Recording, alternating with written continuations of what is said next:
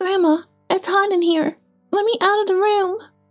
You can't. I'm about to go shopping. You have to stay here and watch the house, said the grandmother, trying to leave with her granddaughter in the room, but was lightly pushed back into the corner. The 5-year-old little girl, who usually attends a child care center, inevitably has to rely on my in-laws when work comes up on Sundays. It turned out she was left in the care of her grandmother, who, though took her in, seemed uninterested in looking after her. The room the grandmother pushed the daughter into was originally used by the husband. Now it's become more of a storeroom, with nothing for a child to play with. Moreover, located on the second floor with a large window, it feels oppressively hot even with the window open. Today, with a heat stroke warning alert issued, the sealed room exceeded 35 degrees Celsius. The grandmother, having shoved her granddaughter into such a place, cheerfully grabs the air conditioner remote. Well, time to save some money, ha ha ha ha ha! Without any hesitation, she presses the power button to turn off the air conditioner. Then, with a loud bang, she closes the door, making sure the daughter can't leave the room, by blocking it with a stack of magazines. I'm Evelyn, 32 years old. I live in an apartment close to my in-laws with my husband Nob, 3 years my senior, and our 5-year-old daughter Harley. My father-in-law passed away less than a year after Harley was born.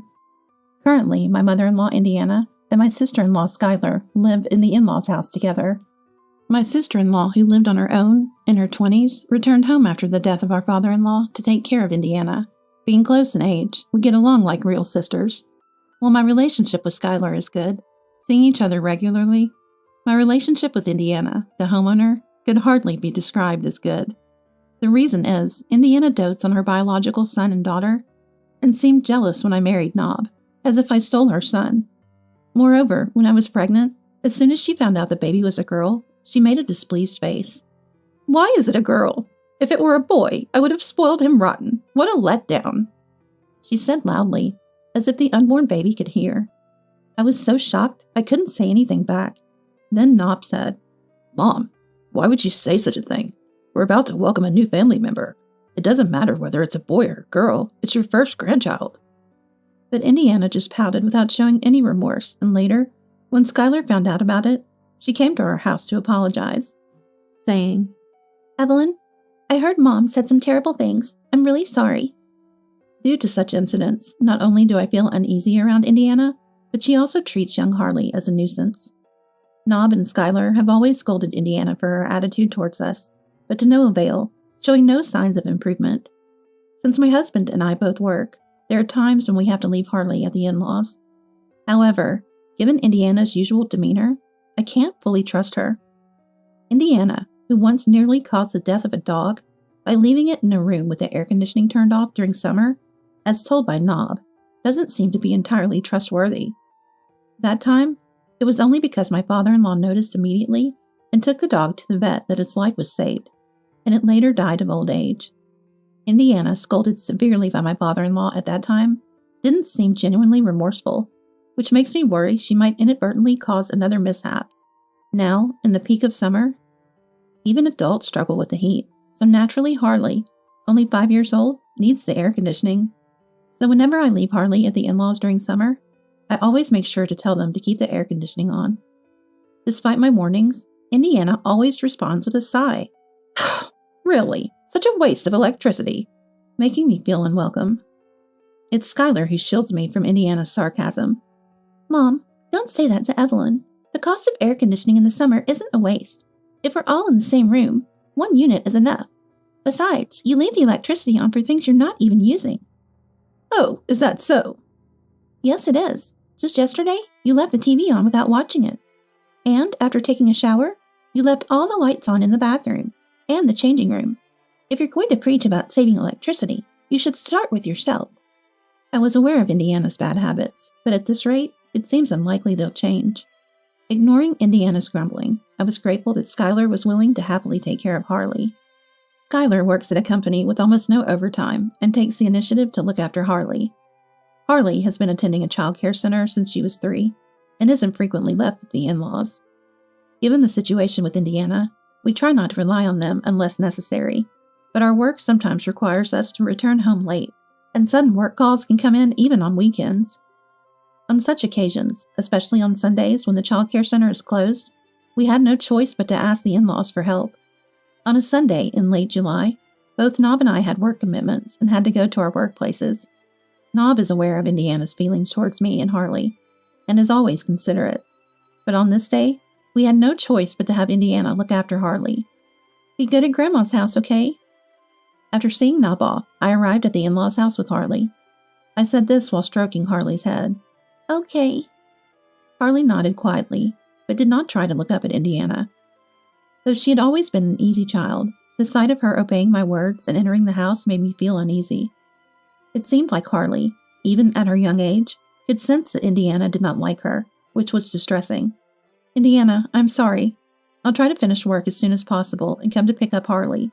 And since there's a heat stroke alert today, please take care of yourself. Turn on the air conditioning early and stay hydrated. Make sure you drink plenty of water too, Harley.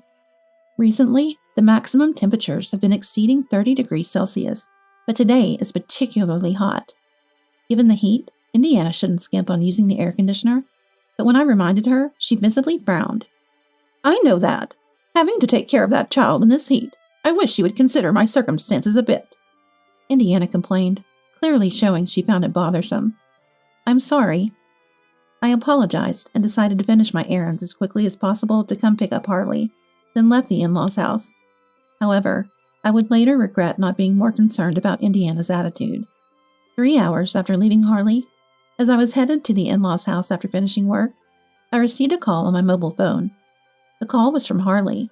I had given her a child's mobile phone to use in case of emergency before leaving her at the in-laws. Hello, Harley? A sense of foreboding made me answer the phone immediately. Mom? Came back a frail, frightened voice. Hey, when are you coming to pick me up? I'm on my way now. I'll be there soon, so wait for me. I reassured her as I walked down the sidewalk. Please, come quickly. Harley said, sounding somewhat panicked. Something seemed off. When I asked what happened, she fell silent.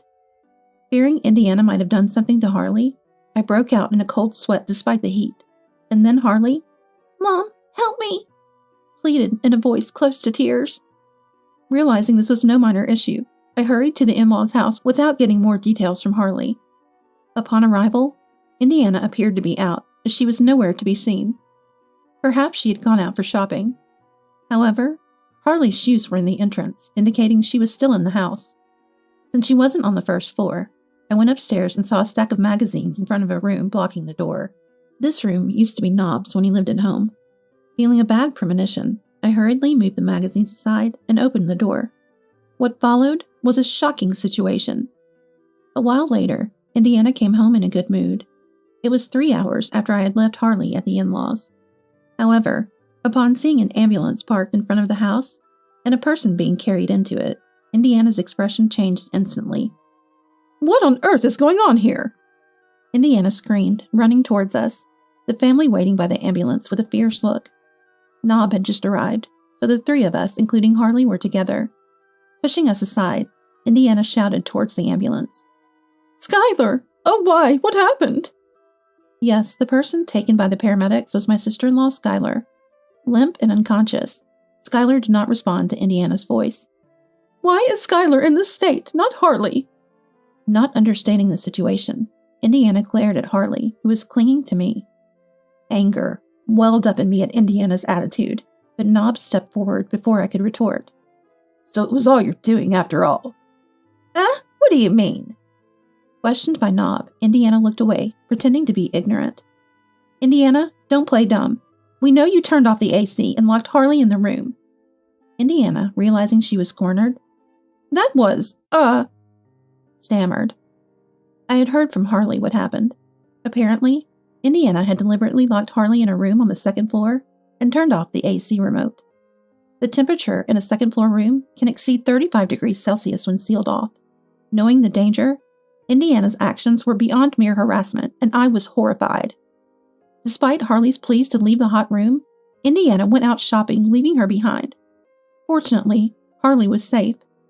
Indiana intended to turn off the AC in Harley's room, but mistakenly turned off the one in the adjacent room. Probably she confused the remotes. Indiana is careless with appliances and never puts them back in their place. There have been times when the living room TV remote was found in Indiana's room, or the AC remote in her car. Mixing up remotes for adjacent rooms without returning them likely caused this incident. The adjacent room was Skylar's. Sleeping Skylar became a victim of heat stroke due to spending time in a sauna-like room after the AC was turned off. When paramedics said someone should accompany Skylar in the ambulance, Indiana was the first to volunteer, but Nob strongly objected. "Who do you think caused this?" Taking advantage of Indiana's shock, Nob boarded the ambulance. Indiana, watching, cried out in tears.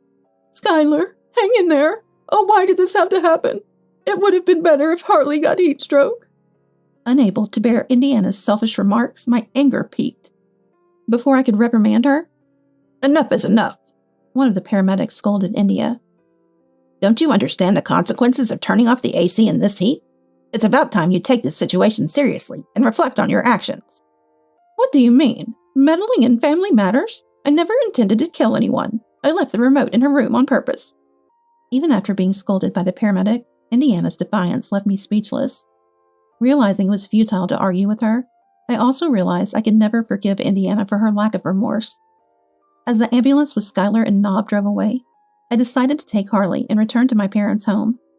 Unable to ride in the ambulance, Indiana went to the hospital on her own later. Fortunately, Skylar's life was not in danger, and after receiving an IV, she returned home in good spirits the next day. There were no lingering effects, so I breathed a sigh of relief. It was right after we received the news that Indiana called us to come over to her house. Nob also had his reservations about Indiana, so we, as a family of 3, decided to head to the in-laws. After such an ordeal, I would have preferred not to bring Harley along, but leaving a 5-year-old at home alone wasn't an option. I expected Indiana might make snide remarks, but no matter what she said, I was determined to protect Harley with all my might. As soon as we arrived at the in-laws, I was yelled at by Indiana and ordered to deeply apologize to Skylar. "If you hadn't left Harley with us, none of this would have happened. It's your responsibility, so apologize to Skylar right now," demanded Indiana, making an unreasonable request. Appalled by her shifting the blame, "Indiana, Harley is scared. Please don't yell," I calmly advised her. However, Indiana, face red with anger, "Shut up! I wish I'd never had to see such a child. If she had died of heat stroke, maybe a boy would have been born next," lashed out with merciless words at Harley. "How can you say something like that?" I yelled back at Indiana, holding Harley close. Indiana seemed taken aback by my retort, momentarily flustered. But then she glared at us, displeased. "Don't talk back to me, the wife. Apologize deeply right now." At that moment, "What are you saying? Stop it already," Skylar intervened, standing in front of Indiana in my defense. "The reason I didn't suffer more serious injuries is because Harley called Evelyn for help. If Evelyn hadn't come and called the paramedics, my condition would have been much worse." Skylar furiously scolded her. I had never seen Skylar so angry. Indiana, too, seemed stunned, being suddenly yelled at by her beloved daughter. When Harley called me for help, saying she was locked in a room, I rushed over immediately. However, Harley's account had some puzzling aspects, like Indiana doing something with a remote in front of Harley and hearing a loud noise from the next room. It was presumed that the remote operation was turning off the AC, but that didn't explain how Harley remained comfortable in a cooled room. Hearing about the noise from the next room from Harley, it struck me. Did Indiana have mistakenly turned off the AC in Skylar's room next door? Skylar mentioned she had the day off for the first time in a while. Could the noise be Skylar calling for help? With that thought, even if it seemed far-fetched, I instructed Harley. "Harley, press the blue button on the remote." Upon my arrival, I found Harley locked in a room and quickly got her out. In the next room, Skylar was on the floor, her body alarmingly hot. While waiting for the ambulance, I gave her water and listened to her story. Skylar had been busy with work lately, not sleeping well, and on her rare Sunday off, she slept deeply, waking up to the discomfort of heat stroke. Unable to move due to nausea and dizziness, she couldn't reach her mobile phone charging far from the bed. The AC remote, which should have been in the room, was nowhere to be found. Somehow managing to move, she collapsed from her bed, reaching her limit and passing out. The noise Harley heard was Skylar falling from the bed. Fortunately, because Harley had pressed the air conditioning button as I asked, The room temperature had started to stabilize somewhat. However, being confined in a room reaching 35 degrees for a while, Skylar's heat stroke became severe. What if Harley had missed that sound? What if Harley had dismissed it as her imagination and not told me? I might not have realized Skylar was there, and in the worst case, she might have died. The thought sends shivers down my spine. To think, I, an adult, almost died. To lock a child in such a room? Don't you understand that's something you should never do to anyone? The one who should be apologizing is the mother who tried to kill Harley. You're lucky not to be sued for murder. Skylar reprimanded with tears in her eyes, but Indiana remained silent. Even after some time, Indiana only repeated but and however, showing no intention of apologizing, which made Skylar give her a scornful look. It's enough. Ever since Dad died, I've been living with Mom out of concern, but I've reached my limit. I can never forgive her, and above all, I'm too scared to live with her anymore. I'm going to move out soon, declared Skylar, finally changing Indiana's expression. What are you talking about? I've always cared for you and Nob. You both are my precious family. Indiana protested, turning pale. Who almost killed that precious family? Skylar snapped back, but Indiana, hysterical, slammed the table hard. To Indiana's outburst, aren't we your family too? Or are Evelyn and Harley not considered family by you? Nob asked, his voice shaking with anger. Facing Nob's question, Indiana snorted disdainfully and laughed mockingly at me. Of course they're not. That wife and grandchild are not related to me by blood, she said, making it clear that she never considered me and Harley as family, though strangely, it didn't shock me as much as it should have. Even if Harley is Indiana's grandchild by blood, I didn't bother to correct her, and Skylar seemed to feel the same, sighing deeply and looking at Indiana expressionlessly. It seems useless to say anything more. I'll pack my things and leave, and after that, you're on your own, Skylar said firmly. Indiana then became hysterical, crying and clinging to Skylar's arm. No, don't decide on your own. You're supposed to live here with me forever. Mom, don't decide on your own? It's time for you to let go of your children. I'm taking this opportunity to cut ties with you. Don't ever contact me again. Skylar firmly rejected Indiana, shaking her off. So, Skylar! Indiana screamed, apparently too shocked, and then ran out of the house. Later, I learned that Indiana had been telling the neighbors she was the victim, spreading rumors that I was to blame for everything. The next day, while we were out as a family, Indiana called. As soon as I answered, I was met with a loud, angry voice, and I immediately wanted to end the call. Before I could ask what she wanted, Indiana started ranting about something that happened that day. Apparently, the breaker at the in-laws' house had been turned off without anyone noticing, ruining all the food in the refrigerator. The freezer contents melted, creating a disaster, and Indiana's awaited drama hadn't been recorded, accusing me of being the culprit in a fit of rage. It was you, wasn't it? How far will you go with your harassment? No, I don't know anything about it. The TV was on when we left, and we haven't been back since. I replied, denying her accusations, but Indiana continued to blame me. You and Harley are nothing but trouble. Just divorce Nob and go. Indiana lost control and even urged for a divorce. It's one thing to be blamed myself, but what did Harley do to her? Believing she had lost Nob to me and letting jealousy take over, she now demands a divorce, the epitome of selfishness. I wanted to scream back, but there were many people around at our current location. Not wanting to cause trouble for my family or those around us, I took a deep breath to calm myself. Then, I cherish Nob deeply and plan to continue living with him and Harley as a family of 3. Please don't make such arbitrary demands as telling us to divorce. I stated calmly. Furthermore, even though you are Nob's mother, I have no desire to associate with someone who intentionally causes others pain. I added, expressing my wish for her to refrain from any future involvement with us. Yet Indiana persisted. What are you saying at your own convenience? Shouting in a shrill voice. I was about to hang up, but then my mobile phone was taken from me by a hand that reached over. The one who took my phone and started speaking to Indiana was Skylar. Hello, Mom? Yes, it's Skylar. Actually, I was the one who turned off the breaker. It saved on the electricity bill for the night, didn't it? Skylar explained with a bright smile. Skylar, why? Indiana's voice was loud, audible even without the phone to my ear, questioning why Skylar was with me. and why she would do such a thing. To Indiana's queries, Skylar retorted, I've warned you several times about leaving lights on when you're not using them, demanding others to save while you don't. Even when I was leaving the house, the TV and bathroom lights were all left on. I told you I'd turn everything off to save, and you said it was okay, so I did. It was for energy saving, so it's fine, right? Smiling refreshingly. What are you talking about? That's not okay at all. I have to buy all the groceries again. It's irreparable. Skylar, come back home right now. Whatever. You can just find new ones, right? Maybe you'll find better groceries next time. Since saving electricity is more important to you than human lives, I helped out. Anyway, I don't care anymore. Bye. I won't contact you again, but take care. Indiana's screams were still audible, but Skylar ignored them and ended the call. Sorry for talking so long. Skylar apologized as she handed back the phone, and I shook my head. No, it was very refreshing. Responding, It's about time for her departure, isn't it? Take care in the heat. It's still hot these days. I continued, to which Skylar nodded with a smile. Skylar was moving far away today. We were at the airport to see her off. A decision she had made long ago to leave the overprotective Indiana.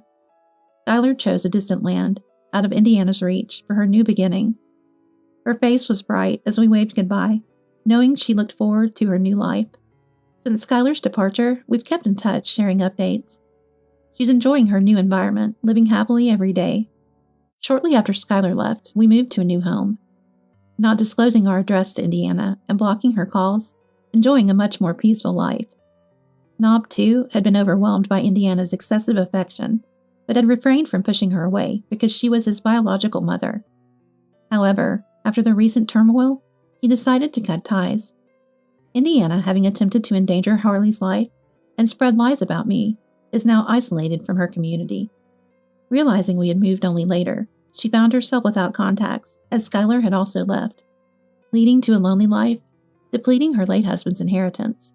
Whatever path she chooses is beyond our concern now. By the way, Skylar mentioned she'd like us to visit soon.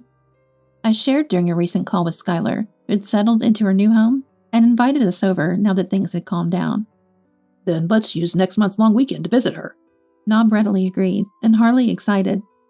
I want to go. I want to ride an airplane. We're all looking forward to the visit. When we meet next, I plan to tell her about the new nephew on the way. We aim to watch Harley grow and live happily as a family of 4, including the upcoming baby boy.